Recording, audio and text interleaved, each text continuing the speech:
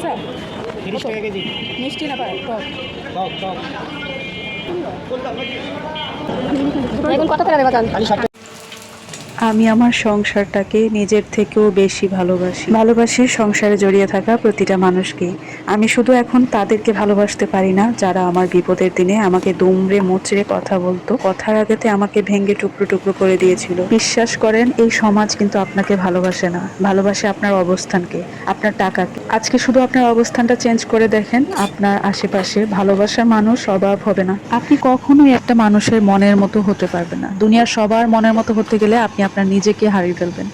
তাই নিজেকে বদলানোর থেকে আপনার অবস্থানটাকে বদলান, দেখবেন প্রত্যেকটা মানুষ আপনাকে ভালোবাসবে। ডিপ্রেশনে থাকলে যে মানুষ কেমন থাকে এটা আমার থেকে ভালো আর কে জানবে। আমি সেই জায়গা থেকে নিজেকে আজ এই পর্যন্ত উঠিয়ে নিয়ে আসছি। সালটা ছিল 2017। আমি সেই সময়টাতে আমার প্রথম সন্তানকে হারাই। ঠিক তারপর থেকে শুরু হয়ে যায় আমার উপর অমানবিক মানসিক টর্চার, যাকে বলে এক কথায়। আমাকে বাহিরের মানুষের থেকেও ঘরের মানুষ বেশি কথা শোনাতো যখন আমার বাচ্চাটা ছিল না। একে তো আমি 9 মাস যাকে গর্ভে নিলাম তাকে আমি ছুঁয়েও দেখিনি, তার কষ্ট, সাথে আবার মানুষের কথার আঘাত, যন্ত্রণা, এগুলো সহ্য করতে হচ্ছে। সব মিলিয়ে আমি জাস্ট পাগল হয়ে যাচ্ছিলাম।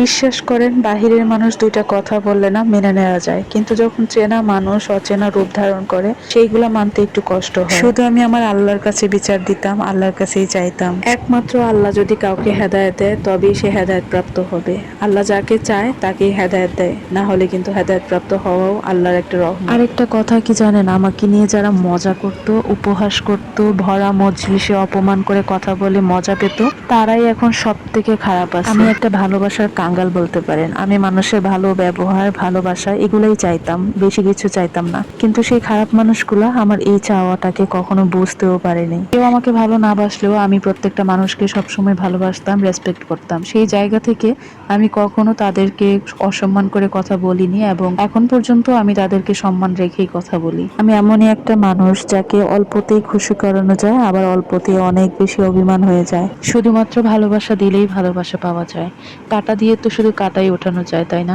তারা যদি আমাকে তিল পরিমাণও ভালোবাসতো, আমি তাদেরকে পাহাড় সমান ভালোবাসা উজাড় করে দিতাম। কোন পরিবারটাতে কথা কাটাকাটি হয় না বলেন? সেই সুযোগটা পর্যন্ত তারা হাতছাড়া করেনি। এমনকি আমাদের হাজব্যান্ড ওয়াইফের মধ্যেও যদি কোনো ঝামেলা হতো, তারা ইনভলভ হতো। শুধু ইন্টেনশন এটাই ছিল যে আমাকে ছোট করা, যে কোনো মূল্যে আমাকে ছোট করতে হবে। আল্লাহ যে কখন কাকে কিভাবে দিন ঘুরিয়ে দিবে সেটা আল্লাহ ছাড়া কেউ বলতে পারে না। ভাগ্যের উপর কারোরই হাত থাকে না, না আমাদের হাত আছে, না কারোর ক্ষমতা আছে আমার সুখ কেড়ে নেয়ার। যেহেতু আমার আল্লাহর উপর ভরসা করেছিলাম, আল্লাহ আমাকে নিরাশ করেন নাই।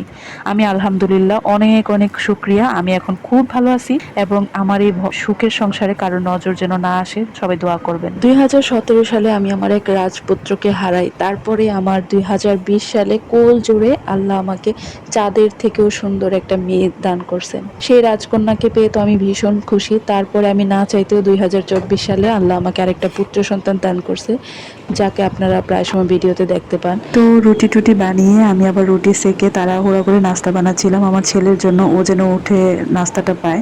এসে দেখি আমার আব্বাজান এইভাবে পড়ে ঘুমাচ্ছে। সবাই একটু মাশাআল্লাহ বলে দিবেন। আমার বাচ্চানের ঘুম দেখে আমার একদম ইচ্ছে হচ্ছিল না ওকে জাগাই। আর এদিকে দেখেন, এরই মধ্যে ও উঠে গেছে। আমি চাটা খেয়েও শেষ করতে পারিনি, একটু অল্প চা ছিল, সে দেখে ফেলছে। তার চা দিয়ে পরোটা, রুটি এগুলো খুবই পছন্দ। উঠেই বলতেছে, মা চা দিয়ে রুটি খাবো। এদিকে আমার মেয়ের কাণ্ড দেখেন, তার পরনের প্যান্ট তার ভাইয়াকে পরাবে। সে প্রতিদিন এরকম করে ভাইকে নিজের কাপড় চোপড় পরায় রাখে, বললেও শুনে না। সকালের নাস্তা শেষ করে এবার রুমটাকে গুছাতে চলে আসলাম। দিনের বেলা আমি না হলেও কমপক্ষে 10 থেকে 15 বার আমি শুধু ঘরই গুছাই। বিশ্বাস করেন, এই একই কাজ যদি বারবার করেন তাহলে কতটা সময় লাগে। এই যে মাত্র ঘরটা গুছালাম, আমার পিছনে ছেলে আমার দাঁড়ায় আছে, সে এসে কখন নোংরা করবে দেখেন। প্রত্যেকটা কাজের মধ্যেই সে থাকবে। তো আমি তাকে বিছানায় উঠাই দিলাম যে নাও এবার দুষ্টুমি করো। সবকিছু গুছিয়ে টুছিয়ে আবার মেয়েকে আনতে যেতে হবে। সময় হয়ে গেছে প্রায় 10টার কাছাকাছি বাজে। 10টার মধ্যে আমি সবকিছু শেষ করে ফেলতে চাই, কারণ 10:30 ছুটি হয়ে যায়। 10:30টার আগেই ছুটি হয়। তো ওকে নিয়ে আসতে হবে, আর যাওয়ার পথে অনেক বাজার টাজার করতে হয়, তো ওইখানেও সময় চলে যায়। এই জন্য একটু আগে বের হয়ে যাব। আমি ঘর গুছাবো আর আমার ছেলে মেয়ে দাঁড়িয়ে দেখবে, এটা তো অসম্ভব ব্যাপার। আমার ছেলে এর মধ্যে এসে হাজির। এসে এরকম বিছানা ঝাড় যখন দিব এসে গড়াগড়ি করবে। এমনিতেই একটা সংসারে হাজারটা কাজ থাকে, তার মধ্যে যদি আবার বাচ্চা কাচ্চার ঘর হয় তাহলে তো কোনো কথাই নাই। কাপড় যতই গুছাই আর যতই কাপড় রাখার জায়গা থাকুক, কাপড় কিন্তু আমাদের বাঙালিদের স্বভাব বিছানার উপর থাকবে একটা, চেয়ারের উপরে থাকবে আরেকটা। আর আমার দেখেন মানে প্রত্যেকটা ফার্নিচারের উপরে কাপড় আছেই থাকবে, এটা কোনো মিস হবে না। আমি যদি গুছাই, কিন্তু একদিকে গুছাইলে কি হবে আরেকদিকে নষ্ট হয় না। ছেলে মেয়ে যতটা না করে তার থেকে বেশি ওর বাবা করে।